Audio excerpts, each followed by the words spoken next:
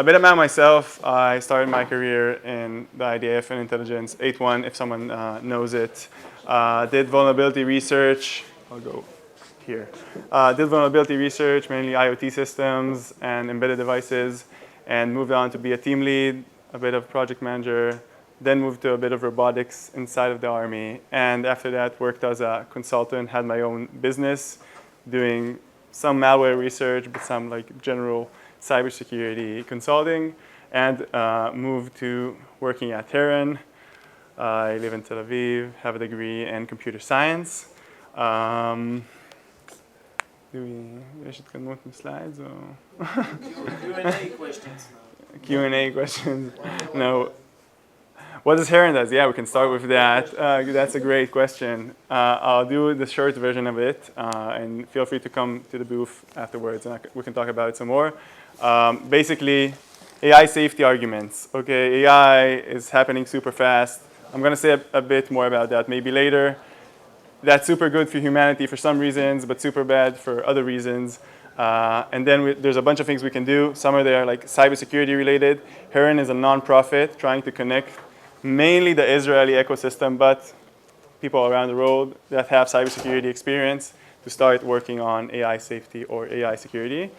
The way we do it is organize nice conferences. Like this one, we organize, you can see it over here. We have our WhatsApp group, you can join in. I think this is the forum WhatsApp group, but you can also like book a one-on-one with us over there. And we have our research fellowship, which is currently open for applications, where we connect researchers from all around the world, which already have publications and citations with a lot of nice papers on AI safety and security.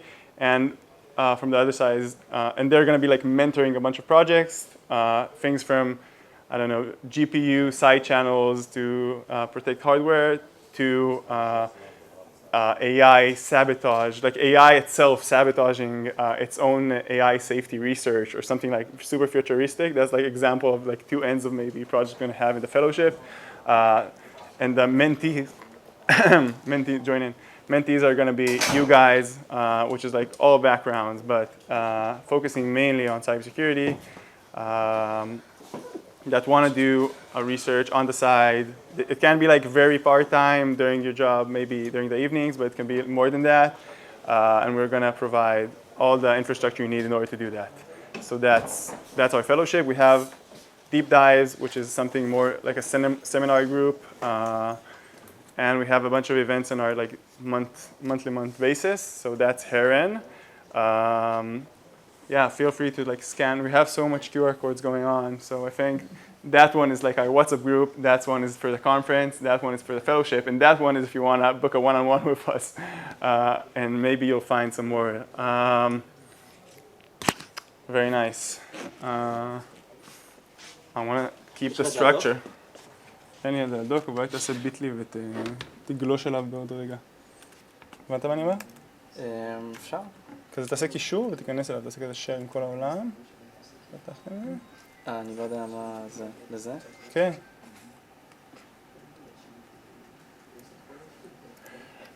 תעשה את זה. זה יעזור לי, אני צריך לצגת. Very nice. Okay, so how did I get to AI security from the first place? I finished, basically was working by myself, and I always had in mind... מה לחפש? אנחנו באמצע פה של... אבל תגידו שיהיה בשקט, זה קשה. Cool. Basically, I always wanted to do good, and I always imagined I'm gonna spend some time meeting people, learning, basically leveraging my career like gaining as much career capital as possible, and then maybe in my 30s, I don't know what, transition toward doing good. But I got to a point where I said, okay, I need to have like something in mind when I'm saying doing good. I always imagined climate or healthcare or stuff like that when I had doing good in mind. But I wanted to read more about it, so I got to like 80K, if people know it, or effective altruism kind of content. And I discovered a lot of very smart people are very worried about like the advancements from AI, and maybe I'm very well positioned to do something about it. So I started doing my own research about it, reading. There's a lot of good material I can point you guys to. and found about Terran, which was a very nice nonprofit we talked about. Started meeting people from there, going to events, started working part-time at Terran. And yeah, I'm still not 100% convinced AI security is a problem. I'll say something about it now, but it's going to be maybe in the slide later as well. But I think even if there's like a very small chance something very big will happen, if you take that the small chance, like a huge catastrophe is going to happen because of AI. And the things I have in mind is like bioweapons of like terrorist groups, or maybe huge cyber attacks on critical infrastructure that terrorist groups are able to do. If you multiply those, you get to an equation where it's worth spending your time. And I think spending your time on AI and cybersecurity isn't that bad for your career. So I was like, yeah, that sounds like a good thing to do. Yeah, I want to spend a sec just talking about the things I did in like the past half year, just to give examples of opportunities in the field. So I joined Heron. We started organizing events. So we did a workshop on adversarial machine learning, which we're going to do again in a month. So if someone wants to join that, there's again a QR code, or just like go to our website or join our WhatsApp group and you see that. And we organized like a bunch of CTFs, a bunch of lectures and stuff like that. We want to connect to the global ecosystem. So there's a bunch of opportunities. We're going to see a whole map of them later on to do that. The things I did is first, I went to a place in Berkeley in near San Francisco called Constellation, which is basically a three-story campus, I want to call it, because it's all very open space where a bunch of different people working on a field are sitting. You can imagine like both funders and philanthropists, but people from DeepMind and Anthropic that really care about AI safety, and people from like nonprofits like Heron and Redwood, and academics, all sitting in the same place, just chatting all the time and like trying to collaborate. So I had a chance to be there for a week.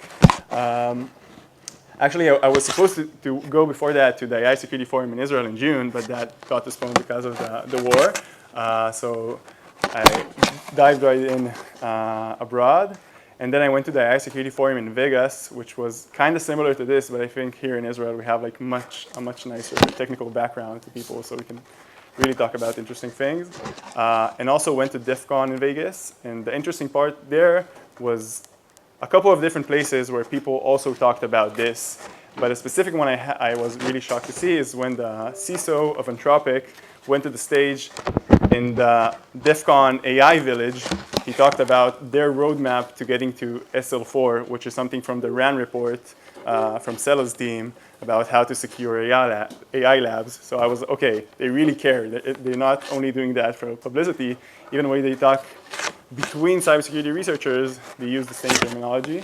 So that was super interesting. From there, I moved to London for a month and a half. I was part of the staff and organizing of the AI Security Bootcamp, which was a cool course trying to teach AI safety people and AI researchers about cybersecurity in order for them to do AI security research, which is kind of weird that something like that exists, but it's much needed. And I was like, maybe taking cybersecurity people and teaching them a bit about AI, they can go on and do that much faster.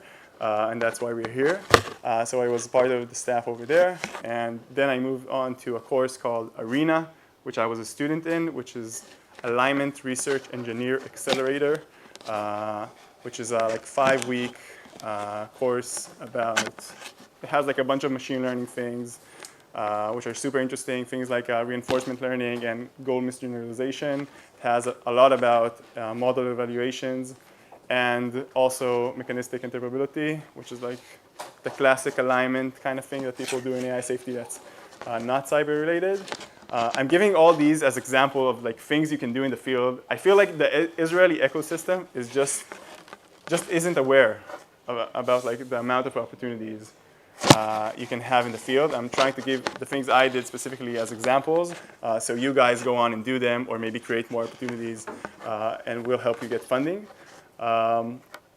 So a bit more is there's a program that's kind of similar to our fellowship, but I want to say a bit more broad, called SPAR, which I think is supervised program for alignment research, but actually they do a bunch of different research projects, which I'm a mentor in. I have a project going on about how good, like an evaluation of how good AI agents are in escaping sandboxes, which I signed up to be a mentor with not thinking too much about it. I had like a couple of project ideas in mind. I sent them over and they were really excited to have them. And then the mentees I got is like one guy who's like 20 years in the security team in Google, and another one that's like was in Meta in the security team, and after that moved to Google as well, and another student, like a very, very smart student from Georgia Tech. So I was very surprised how like people want to do research on the field, and they just need the right ideas and the right people to guide them, and a bit of, I don't know, a bit of infrastructure to connect everything together. So that's another example. Came back to Israel, organized a bunch events, some more events. Yeah, I have this in the slide. It's like the third slide, I think. And this forum as well, and we have our fellowship going on after this. Yes, how can I interact with it? Bam. ייי. אתה בטוח? בוא ניתן לי. Bam. Bam. Thank you, Ron. Yes. Oh, and we had like the deep dives in the middle as well, which is, we talked about that, but we started doing that a couple of weeks ago. Yes, and fellowship organizing is together with a cool organization called Apart, which have a booth downstairs, and you should talk with them, which organize a bunch of different hackathons and sprints to get people doing research, even if they have like zero background.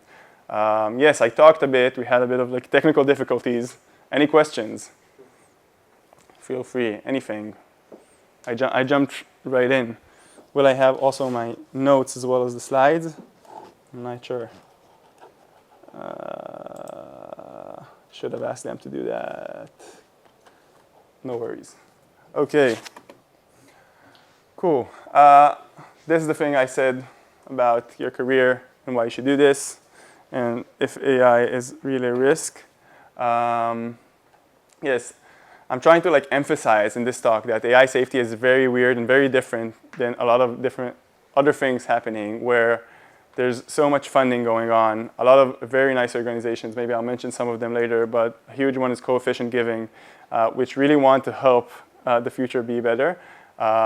And there's like a bunch of courses, research opportunities, conferences, and most of them, like all of things I talked about now were like 100% no cost, like both flights, places to stay, food, and sometimes even you get like some kind of stipend for your time. So they really know they're aiming for very talented people, and those talented people usually can get a lot of money.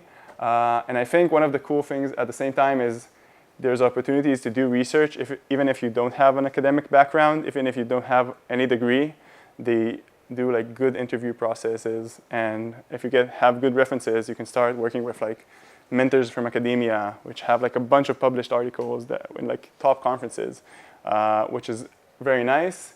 Yeah, and the thing I wanted to say here is like, why, if this is AI and cyber, why is all this like nonprofit? So I have like a couple of things in mind that I came about while working on a field. Basically, there's some very rich people that are very worried, and they're just like funding a lot of things. And it's a very, very big and complex problem. Like people are trying to tackle this problem in the past, I want to say at least 5-10 years, and having difficulties doing it. So they need more and more genius people that have new ideas. And there's a bunch of governments that care about this as well. I think the UK is the best one, but I'm not sure. But governments usually move slow, so you need a bunch of things outside of the governments. And also I think the AI labs play a big role here. They do care about AI safety. Some labs care more, some care less. We have SSI going on in Israel, which is supposed to be like very, very good to this, like safe superintelligence, but they don't talk too much, and we don't have much connection to them. But a lot of the labs do care. So because of that, there's like a bunch of funding, and don't expect you to, I don't know, to give them back. They just want the research to happen. Yes, any questions? Bam, next slide. Yes, why security professionals are very well positioned to do this.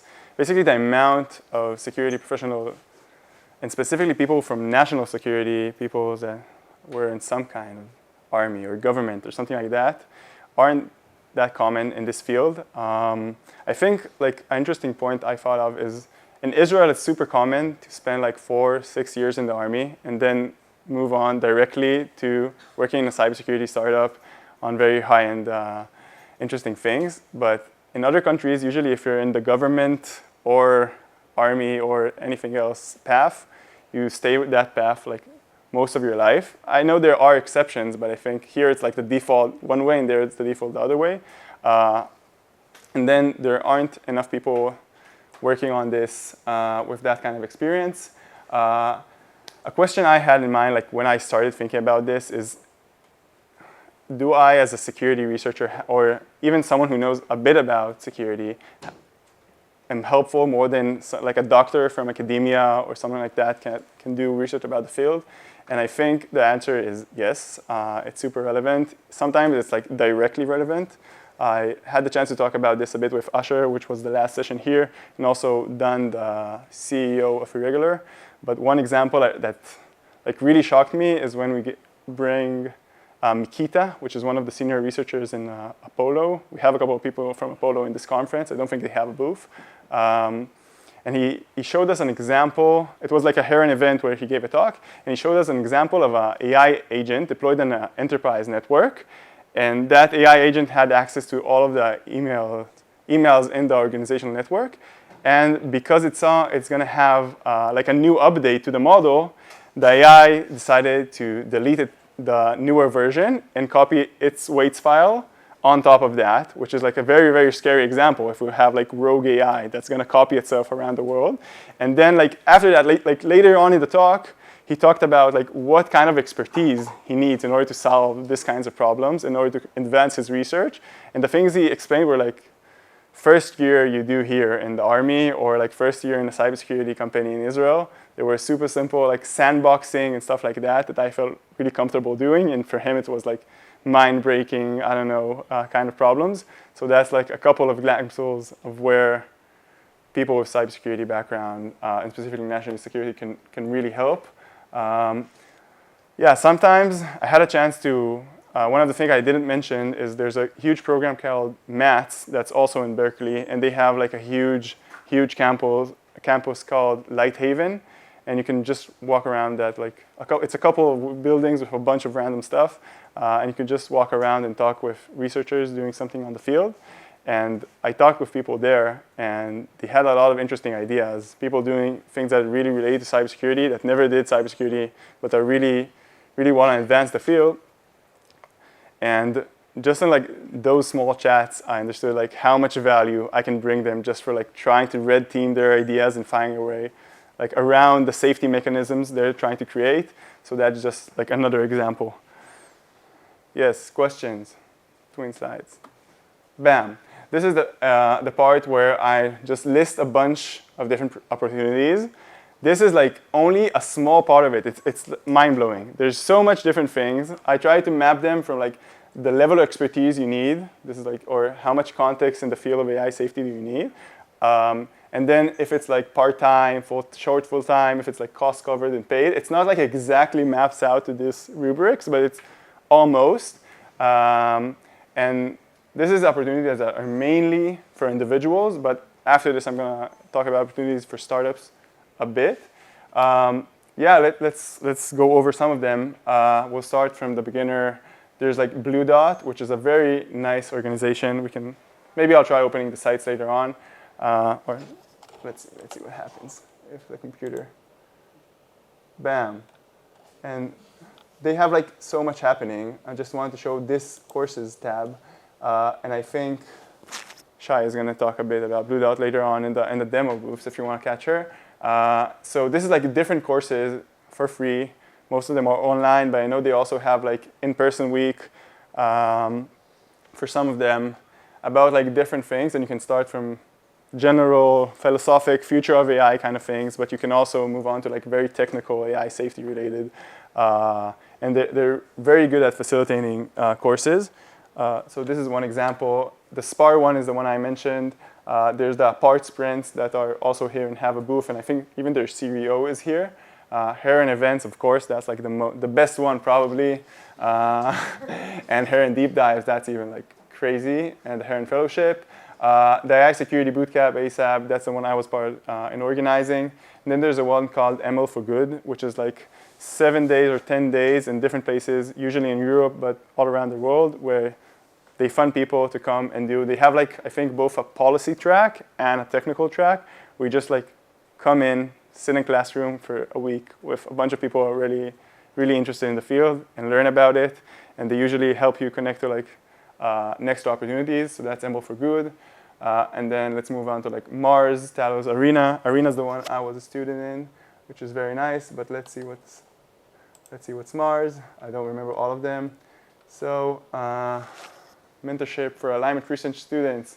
So this is a 2-3 month fellowship where you come in. I think it's in London. Most of these things are like in London. There's a huge campus. This is not in London. This is in Berkeley as well. In Cambridge, that's basically London for most of the people in this room. You don't really, that's like.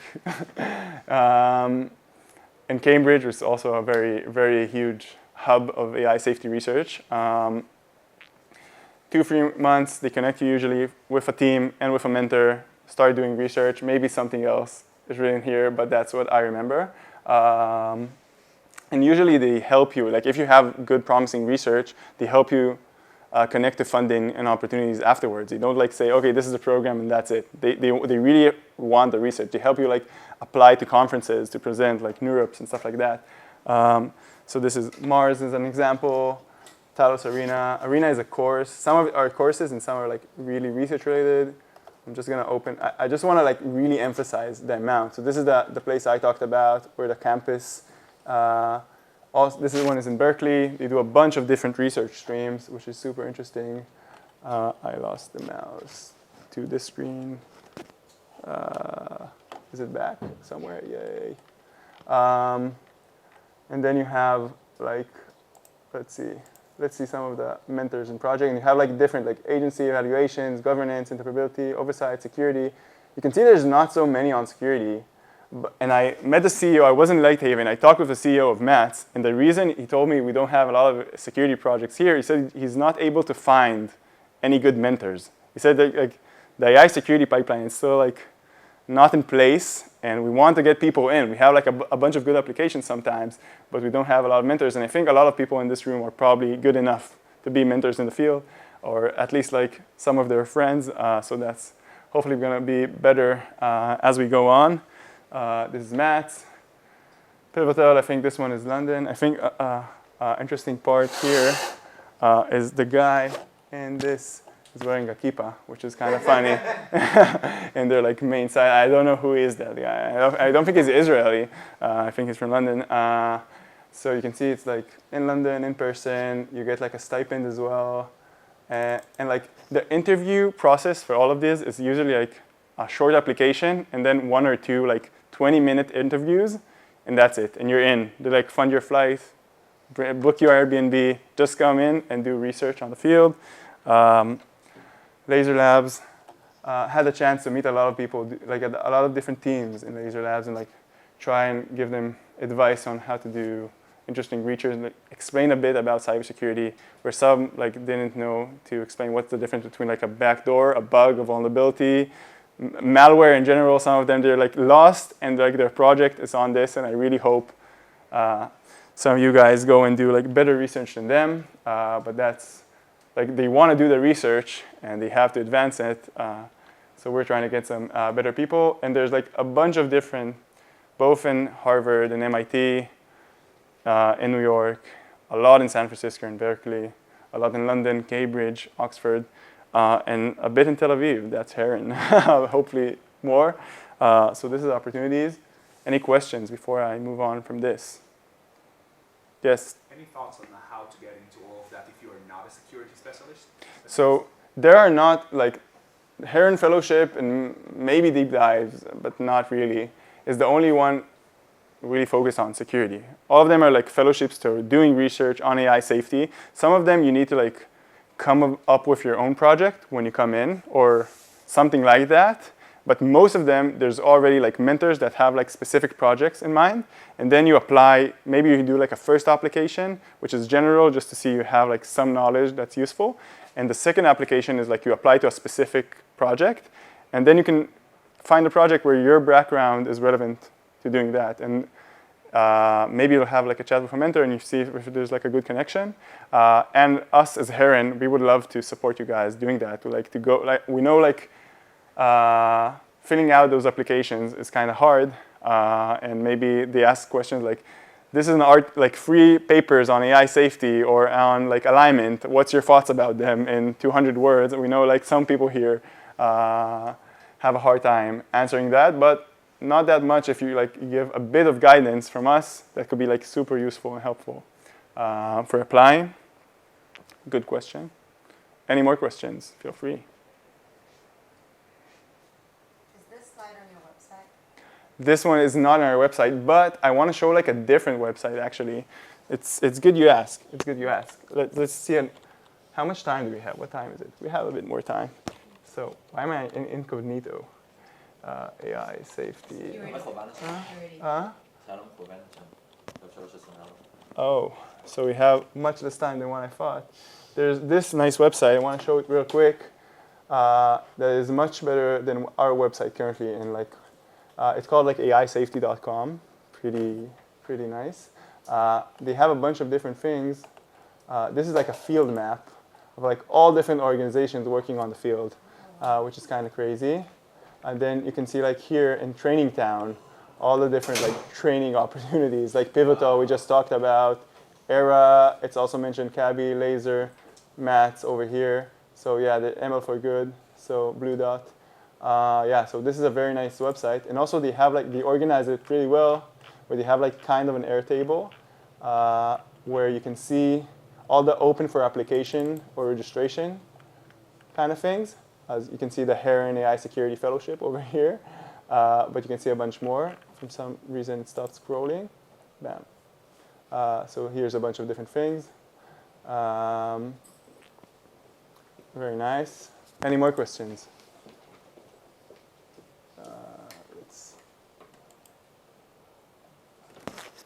Yes.